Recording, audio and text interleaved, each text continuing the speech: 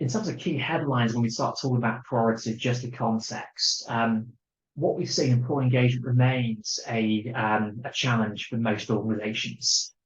In the past, we've highlighted deskless organizations, those who were frontline workers that can't work remotely. We saw employee engagement dip last year and the year before, as they were under extreme pressure with the pandemic, weren't able to work remotely, really put their health and well-being on the line as sort of key workers. It's important we don't forget that.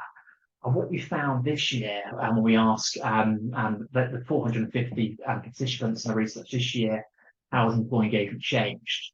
We found slightly more, 36% say it's improved and declined, but overall, a fairly steady picture on the past, not a huge improvement in engagement, and sort of 3/4 of organizations there or thereabouts, or 2/3 say it's about the same or hasn't really improved. Still lots we can do.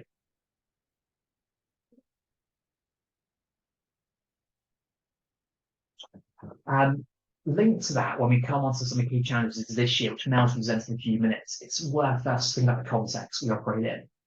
So in last year's research, we just had the start of the cost of living crisis that hadn't really washed through. We had the research last summer.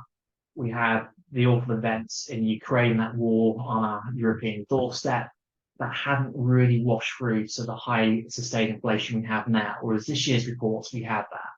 So we've seen inflation the highest many of us can remember, in terms of sort of 10, 11%, thankfully declining. When we did this research in the summer, inflation still 7 or 8% around that. We've seen the pressure that's pulled on our employees, our everyday heroes, with being squeezed in terms of that cost of living crisis. We've seen for some of our clients in certain sectors, employees having to look for roles that pay more to make the bills. And we've seen over the last couple of quarters, employers respond where they can with pay rises. I think the latest data says sort of 8%, which is sort of compared to where a couple of years ago, much, much higher. But it also creates challenges for organizations too. We know certain sectors, particularly with consumers, are under pressure in sectors like retail.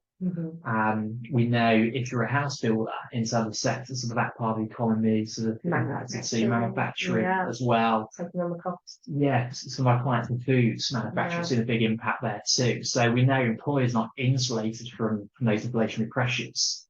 And I know from lots of HR leaders I speak to, sometimes feel squeezed between your employees are struggling and really have been struggling with CFO and a C-suite. So also trying to protect the business in the long run and can't always pass those price rises on to customers. So a really turbulent time over the last 12 months, and we felt it really important to follow that context because I think it lends itself heavily to some of the movements we've seen to all the priorities and challenges of the HR going forwards.